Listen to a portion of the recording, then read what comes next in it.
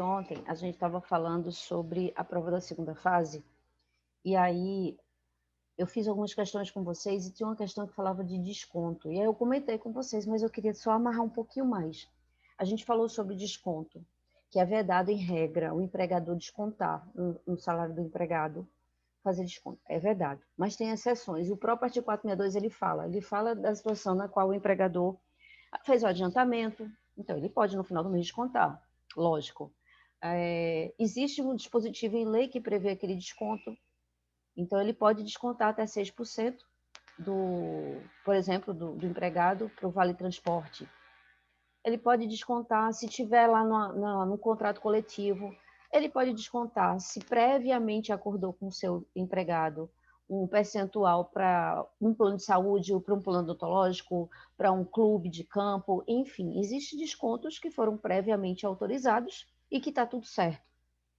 Agora, existe um desconto, e aí eu quero que vocês prestem atenção, que a FGV vai cobrar uma situação com esses termos, que ele só pode descontar do empregado se ele tiver tido culpa e tiver assinado previamente, tá?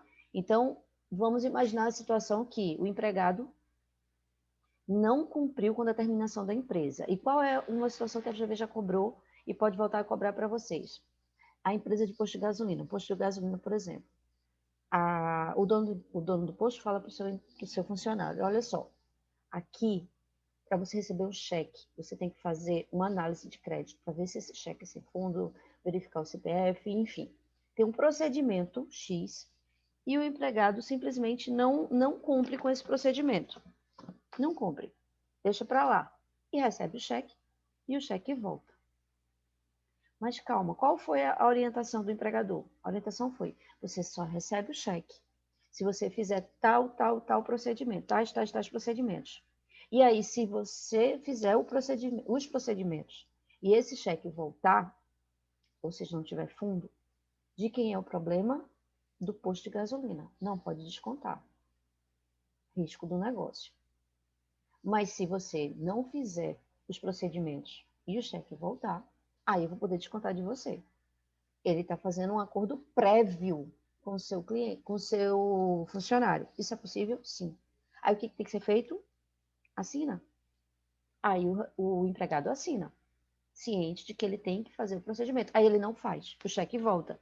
O empregador pode descontar nesse caso? Sim. Por quê?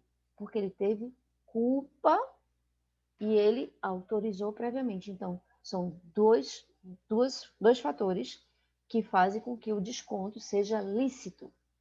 Houve previamente um acordo por escrito e houve culpa do empregado. Aí tenho certeza, a prova vai colocar essa expressão, por culpa do empregado, ou ele não teve culpa. Se ele não teve culpa, não tem desconto. Agora, se ele teve culpa e assinou previamente, tem desconto e é lícito. Agora, por dolo, aí, claro, né? Por dolo, pelo amor de Deus. Quebrou algo, causou um prejuízo, querendo, precisa ter autorização alguma. Por dolo, sempre. Beleza? Outra situação que a FGV já cobrou, a J1160, é o seguinte, que vício não se presume. Então, se o empregado diz, eu assinei realmente o desconto, mas eu fui coagido a assinar tal documento, quem alega vício que prove, porque vício não se presume. Então, se tiver uma questão envolvendo o desconto, na qual o empregado diz que o desconto é ilícito e, portanto, pede de volta o valor, porque ele foi coagido a assinar o documento, para aquela alternativa estar correta, tem que estar dito que ele comprovou a coação, ele comprovou o vício, porque o vício não se presume, vício se prova, beleza? E tem outra situação também de desconto que a FGV já cobrou e pode voltar a cobrar, e eu gostaria de relembrar, na verdade a gente já conversou sobre isso, que é o caso de comissão. Eu até dei o exemplo lá da loja, da minha loja, da Boaz, que a gente paga comissão para os funcionários. Mas imagina que ela vendeu, e aí a gente paga a comissão, à medida que a gente vai recebendo as parcelas, a gente vai pagando as comissões. Até aí, tudo bem. A gente tem a obrigação de antecipar as comissões? Não tem. Não existe a obrigação do empregador ter que antecipar a comissão. Mas se ele quiser, ele pode antecipar todas? Pode. Então imagina um exemplo bem simples de uma empresa que vende equipamentos de construção, um exemplo. E aí o seu empregado, o seu vendedor, fez a venda de um equipamento muito caro e o comprador comprou em 12 parcelas. Aí na primeira parcela, a empresa recebeu, pagou a comissão. Na segunda parcela, a empresa recebeu e pagou a comissão. Ela vai pagando à medida que vai recebendo. Na terceira parcela, a empresa não recebeu. Por que a empresa não recebeu? Porque o rapaz, o comprador, ficou inadimplente. Ele pode não ter que pagar a comissão? Não. Por quê? Porque o empregador ele tem meios próprios para executar, para cobrar. Executar não, para cobrar o comprador que está inadimplente. Agora, se o comprador não paga, não porque ele não quer, não porque ele está simplesmente inadimplência, não é mero inadimplemento, ele não paga porque ele quebrou, ele faliu, ele não tem como, ele está insolvente. A prova vai colocar essa palavrinha, insolvência do comprador. Neste caso, o empregador não tem que pagar as comissões. Mas por que ele? Porque a lei prevê. Ah, então nesse caso o risco ficou para o funcionário, ficou para o empregado. Faz conta que a gente não está vendo, né? Mas é. Mas isso está previsto em lei, então está tudo certo. Então, gravem. Se o inadimplemento, se a empresa deixa de receber os valores e, portanto, não paga a comissão, esse ato só será lícito se ela deixa de receber, porque o comprador ficou insolvente, o comprador faliu. Não tem como a empresa ir cobrar, judicializar até, porque não tem como ele pagar, certo? Mas se a empresa deixa de receber simplesmente por inadimplemento, ela que usa os seus meios de cobrança, porque ela tem a obrigação de pagar a comissão. Da mesma forma que se ela tiver antecipado, veja, o empregado vendeu lá o equipamento em 12 parcelas. E o empregador ficou tão feliz que já antecipou todas as parcelas das comissões, nem ficou esperando receber a cada mês. Pagou antecipadamente todas as comissões, pagou porque quis. Beleza. Recebeu o primeiro mês, ok, recebeu o segundo mês, ok. Quando chegou no terceiro mês, o empregador deixou de receber o pagamento daquela venda. Ele pode descontar? Ele pode pedir de volta do empregado que ele antecipou as comissões? Depende.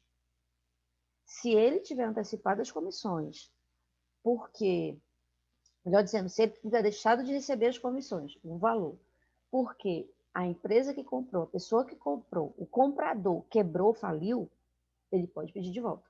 Devolve as comissões que eu antecipei, porque eu nem recebi, nem vou receber. Agora, se ele está deixando de receber as parcelas, porque o comprador ficou checheiro, porque quis, ele não pode pedir de volta a comissão que antecipou. Entendeu a diferença? Espero que sim. Se não tiver entendido, manda uma mensagem para mim que a gente complementa os estudos. Agora eu vou continuar que a gente estava, deixa eu abrir aqui, né? Que a gente estava conversando sobre a prova.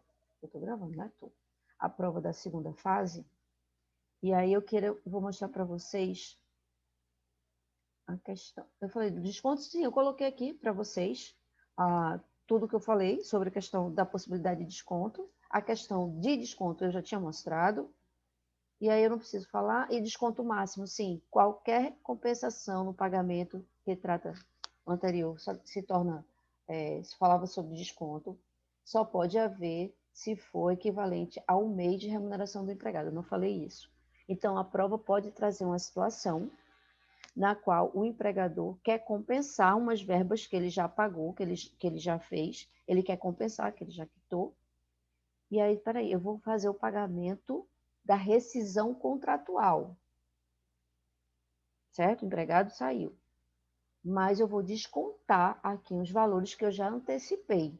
Ele pode? Pode, dessa rescisão. Porém, tem um limite. O limite é o mês de remuneração. A questão vai te dar o comando de quanto que, neste caso, poderá ser o desconto máximo nas verbas rescisórias do empregado.